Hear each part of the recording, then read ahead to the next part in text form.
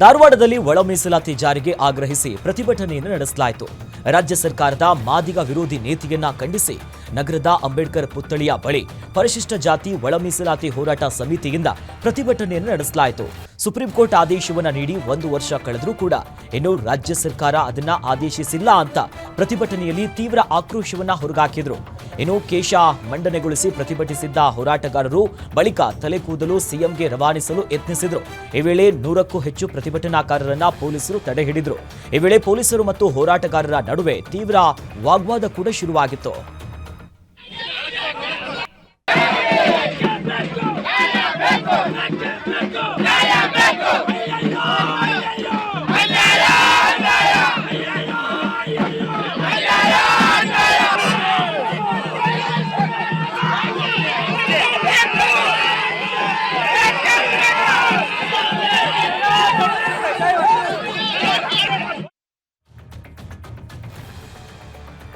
ವಿಜಯಪುರ ಜಿಲ್ಲೆಯಲ್ಲೂ ಒಳ ಮೀಸಲಾತಿ ಜಾರಿಗೆ ಆಗ್ರಹಿಸಿ ಪ್ರತಿಭಟನೆಯನ್ನು ನಡೆಸಲಾಯಿತು. ರಾಜ್ಯ ಸರ್ಕಾರದ ಮಾದಿಗ ವಿರೋಧಿ ನೀತಿಯನ್ನ ಖಂಡಿಸಿ ವಿಜಯಪುರದಲ್ಲಿ ಪರಿಶಿಷ್ಟ ಜಾತಿ ಒಳ ಮೀಸಲಾತಿ ಹೋರಾಟ ಸಮಿತಿಯಿಂದ ನಗರದ ಅಂಬೇಡ್ಕರ್ ಪುತ್ಥಳಿ ಬಳಿ ಪ್ರತಿಭಟನೆ ನಡೆಸಿದ್ರು.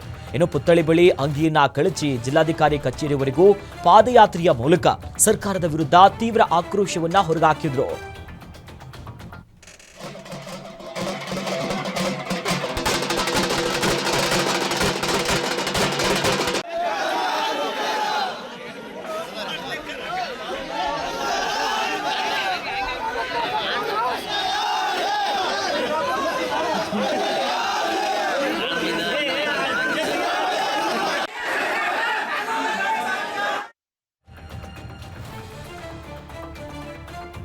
ಒಳ ಮೀಸಲಾತಿಗಾಗಿ ಆಗ್ರಹಿಸಿ ದಲಿತ ಮುಖಂಡರು ಅರೆಬೆತ್ತಲಾಗಿ ಚಿಕ್ಕಬಳ್ಳಾಪುರದಲ್ಲಿ ಪ್ರತಿಭಟನೆಯನ್ನು ನಡೆಸಿ ಅರೆಬೆತ್ತಲಾಗಿ ಡಿಸಿ ಕಚೇರಿಗೆ ದಲಿತ ಮುಖಂಡರು ಮುತ್ತಿಗೆಯನ್ನ ಹಾಕಿದ್ದಾರೆ.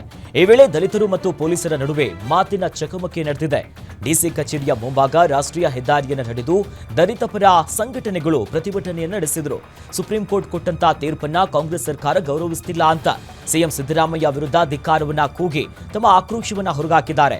1 ವಾರದ ಒಳಗೆ ಒಳ ಮೀಸಲಾತಿ ಜಾರಿ ಮಾಡಬೇಕು, ಜಾರಿ ಮಾಡದೇ ಇದ್ರೆ ಬೆಂಗಳೂರನ್ನ ಬಂದ್ ಮಾಡುವುದಾಗಿ ದಲಿತ ಪರ ಸಂಘಟನೆಗಳು ಸರ್ಕಾರಕ್ಕೆ ಎಚ್ಚರಿಕೆಯನ್ನ ನೀಡಿದ್ದಾರೆ.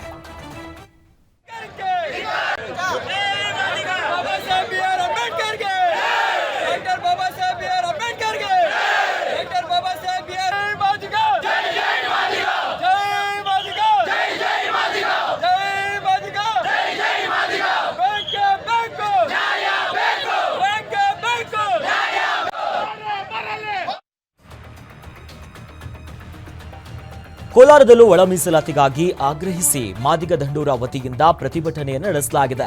ಜಿಲ್ಲಾಧಿಕಾರಿಗಳ ಕಚೇರಿಯ ಮುಂದೆ ನೂರಾರು ಕಾರ್ಯಕರ್ತರು ಪ್ರತಿಭಟಿಸಿದರು. ಪರಿಶಿಷ್ಟ ಜಾತಿಯಲ್ಲಿರುವಂತಹ 101 ಜಾತಿಗಳಿಗೆ ನ್ಯಾಯ ಒದಗಿಸಲು ಒಳ ಮೀಸಲಾತಿ ಜಾರಿಯಾಗಬೇಕು. ನಾಗಮೋಹನ್ ದಾಸ್ ಆಯೋಗಕ್ಕೆ ಸರ್ಕಾರ ಸಹಕಾರವನ್ನ ನೀಡ್ತಾ ಇಲ್ಲ. ಸರ್ಕಾರ ಒಳ ಮೀಸಲಾತಿ ಜಾರಿಗೊಳಿಸಲು ಅನಗತ್ಯ ವಿಳಂಬ ನೀತಿಯನ್ನ ಅನುಸರಿಸ್ತಾ ಇದೆ ಎನ್ನುವುದಾಗಿ ಆಕ್ರೋಶವನ್ನ ಹೊರಗಾಕಿದ್ರು. ಡಿಸಿ ಕಚೇರಿಯ ಎದುರು ಅರೆಬೆತ್ತಲಾಗಿ ಸರ್ಕಾರದ ವಿರುದ್ಧ ಘೋಷಣೆಗಳನ್ನ ಕೂಗಿ ಪ್ರತಿಭಟನೆಕಾರರು ಕೇಶ ಮುಂಡನೆ ಮಾಡಿಸಿ ಬಾಯಿ ಬಡಿದುಕೊಂಡು ತೀವ್ರ ಆಕ್ರೋಶವನ್ನ ಹೊರಗಾಕಿದ್ರು.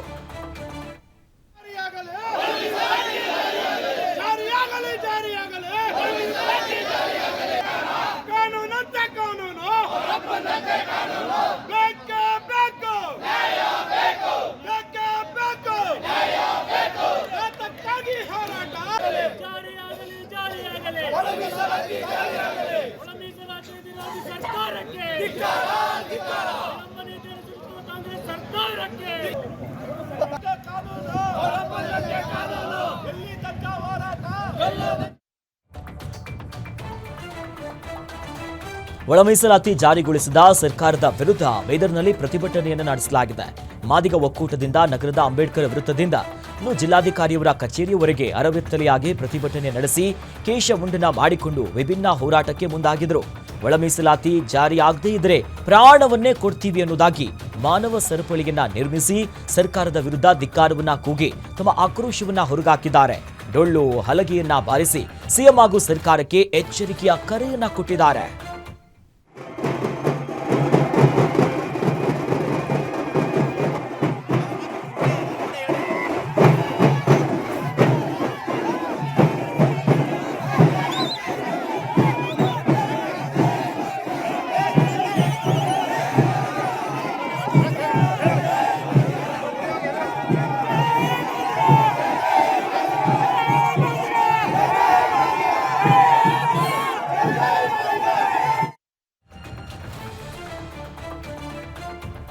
ರಾಜ್ಯ ಸರ್ಕಾರ ಕೂಡಲೇ ಒಳ ಮೀಸಲಾತಿ ಜಾರಿ ಮಾಡಬೇಕನ್ನೋದಾಗಿ ಒತ್ತಾಯಿಸಿ ಮಂಡ್ಯದ ಸಂಜಯ್ ವೃತ್ತದಲ್ಲಿ ದಲಿತ ಸಂಘಟನೆಯ ಶಿವರಾಜು ಮರಳಿಗ ನೇತೃತ್ವದಲ್ಲಿ ಪ್ರತಿಭಟನೆಯನ್ನು ನಡೆಸಲಾಗಿದೆ. ಪ್ರತಿಭಟನೆಗೂ ಮುನ್ನ ಹೋರಾಟಗಾರರು ರಾಜ್ಯ ಸರ್ಕಾರದ ಅಣುಕು ಶವಯಾತ್ರೆಯನ್ನು ನಡೆಸುವುದಕ್ಕೆ ಮುಂದಾಗಿದ್ರು. ಇದನ್ನು ಗಮನಿಸಿದಂತಹ ಪೊಲೀಸರು ಅಣುಕು ಶವವನ್ನ ಪ್ರತಿಭಟನಾಕಾರರಿಂದ ಪೊಲೀಸರು ಕಿತ್ತುಕೊಂಡಿರುವಂತಹ ಘಟನೆ ಕೂಡ ನಡೆದಿದೆ. ನಂತರ ಟಮಟೆ, ನಗಾರಿ, ಜಾಗಟಿಯನ್ನ ಬಾರಿಸಿ ಸಾಂಕೇತಿಕವಾಗಿ ರಾಜ್ಯ ಸರ್ಕಾರದ ವಿರುದ್ಧ ಘೋಷಣೆಗಳನ್ನ ಕೂಗಿ ಆಕ್ರೋಶವನ್ನ ಹೊರಹಾಕಿದ್ದಾರೆ.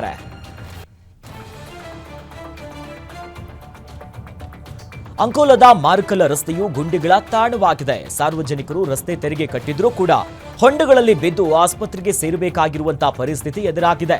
ಇನ್ನು ಸಾರ್ವಜನಿಕರ ಆಕ್ರೋಶ ಹೊರಗಾಗ್ತಾ ಇದ್ದಾರೆ. ಜೊತೆಯಲ್ಲಿ ಲೋಕೋಪಯೋಗಿ ಇಲಾಖೆಯ ಅಧಿಕಾರಿಗಳು ರಸ್ತೆಯಲ್ಲಿ ಓಡಾಡ್ತಾ ಇದ್ರೂ ಕೂಡ ನಿರ್ಲಕ್ಷ್ಯವನ್ನ ವಹಿಸಿದ್ದು ಕಂಡರೂ ಕಾಣದ ಜಾಣ ಅನ್ನೋದಾಗಿ ಅಧಿಕಾರಿಗಳ ಮೇಲೆ ಸದ್ಯ ಅಲ್ಲಿನ ಸ್ಥಳೀಯರು ಜೊತೆಯಲ್ಲಿ ಹಿರಿಯ ನಾಗರಿಕ ಬೀರಣ್ಣ ನಾಯಕ್ ಕಿಡಿಕಾರಿದ್ದಾರೆ.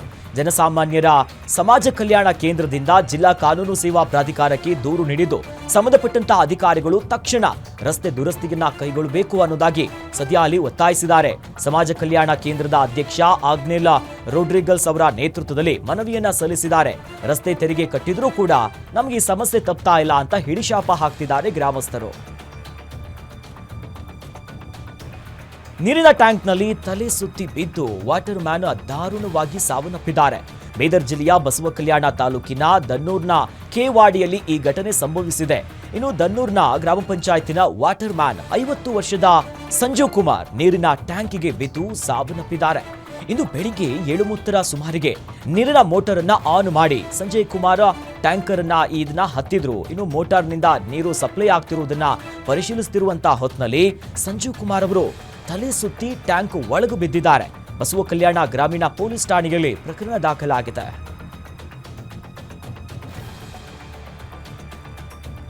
ವಿಶ್ವವಿಖ್ಯಾತ ನಾಡಹಬ್ಬ ಮೈಸೂರು ದಸರಾ ಆಚರಣೆಗೆ ಅರಮನೆ ನಗರಿ ಈಗ ಸಜ್ಜಾಗಿದೆ. ಆಗಸ್ಟ್ 4ಕ್ಕೆ ದಸರಾ ಆನೆಗಳು ಸಾಂಸ್ಕೃತಿಕ ನಗರಿ ಮೈಸೂರಿಗೆ ಎಂಟ್ರಿ ಕೊಡಲಿದೆ. ನಾಗರಹೊಳೆಯ ಅಭಯಾರಣ್ಯ ವ್ಯಾಪ್ತಿಯ ವೀರನ ಹೊಸಹಳ್ಳಿಯಲ್ಲಿ ಜಿಲ್ಲಾಡಳಿತದ ವತಿಯಿಂದ ದಸರಾ ಆನೆಗಳಿಗೆ ಭವ್ಯ ಸ್ವಾಗತವನ್ನ ನೀಡಲಿದ್ದಾರೆ. ಹೀಗಾಗಿ ಕಾಡಿನಿಂದ ನಾಡಿಗೆ ಬರೋ ಆನೆಗಳ ಮಾವುತರು ಇನ್ನು ಕಾವಾಡಿಗಳ ಕುಟುಂಬಕ್ಕೆ ಅರಮನೆ ಆವರಣದಲ್ಲಿ ತಾತ್ಕಾಲಿಕ ಟೆಂಟ್ ವ್ಯವಸ್ಥೆಯನ್ನ ಮಾಡಲಾಗ್ತಿದೆ. ಅಭಿಮನ್ಯು ನೇತೃತ್ವದಲ್ಲಿ 9 ಆನೆಗಳ ತಂಡ ಮೈಸೂರು ಅರಮನೆಯ ಅಂಗಳವನ್ನ ಪ್ರವೇಶ ಮಾಡಲಿದ್ದು ಮಾವುತರು ಕಾವಾಡಿಗಳ ವಾಸ್ತವ್ಯಕ್ಕೆ ಜಿಲ್ಲಾಡಳಿತ ಸದ್ಯ ಎಲ್ಲಾ ಸೌಕರ್ಯಗಳನ್ನ ವ್ಯವಸ್ಥೆಗೆ ಮುಂದಾಗಿದ್ದಾರೆ. ಮಂತ್ರಾಲಯದಲ್ಲಿ ಆಗಸ್ಟ್ 8ರಿಂದ 14ರವರೆಗೆ ರಾಘವೇಂದ್ರ ಸ್ವಾಮಿಗಳ 354ನೆಯ ಆರಾಧನಾ ಮಹೋತ್ಸವ ನಡೆಯಲಿದೆ. ಆಗಸ್ಟ್ 8ರಿಂದ 1 ವಾರದ ಕಾಲ ಪ್ರತಿನಿತ್ಯ ವಿಶೇಷ ಪೂಜೆಯನ್ನ ನೆರವೇರಿಸಲಾಗುತ್ತೆ. ಮೊದಲ ದಿನ ಸಂಜೆ 6 ಗಂಟೆಗೆ ಧ್ವಜಾರೋಹಣದಿಂದ ಕಾರ್ಯಕ್ರಮ ಚಾಲನೆ ಸಿಕ್ಕು. ಅದಾದ್ಮೇಲೆ ಆಗಸ್ಟ್ 9ರಂದು ಬೆಳಗ್ಗೆ 8:15ಕ್ಕೆ ದೇವಸ್ಥಾನದ ಅಧಿಕಾರಿಗಳು ಶ್ರೀನಿವಾಸ ದೇವರ ಈ ವಸ್ತ್ರವನ್ನ ಸಮರ್ಪಿಸುತ್ತಾರೆ. ರಾತ್ರಿ 8ಕ್ಕೆ ಶಕೋತ್ಸವ ರಜತ ಮಂಟಪೋತ್ಸವ ನಡೆಯಲಿದೆ. ಆಗಸ್ಟ್ 10ರಂದು ಪೂರ್ವಾರಾಧನೆ, ಆಗಸ್ಟ್ 11ರಂದು ಮಧ್ಯಾರಾಧನೆ, ಆಗಸ್ಟ್ 12ರಂದು ಉತ್ತರಾರಾಧನೆ ನಡೆಯಲಿದೆ. 12ರಂದು ಮೂಲ ವೃಂದಾವನಕ್ಕೆ ವಜ್ರ ಕವಚ ಸಮರ್ಪಿಸಲಾಗುತ್ತೆ. ಆಗಸ್ಟ್ 13ರಂದು ಅಶ್ವವಾಹನೋತ್ಸವ ಹಾಗೂ ಶ್ರೀ ಸುಗುಣೇಂದ್ರ ತೀರ್ಥರ ಆರಾಧನೆ ನಡೆಯಲಿದ್ದು ಆಗಸ್ಟ್ 14ರಂದು ಆರಾಧನಾ ಮಹೋತ್ಸವ ಕೊನೆಗೊಳ್ಳಲಿದೆ.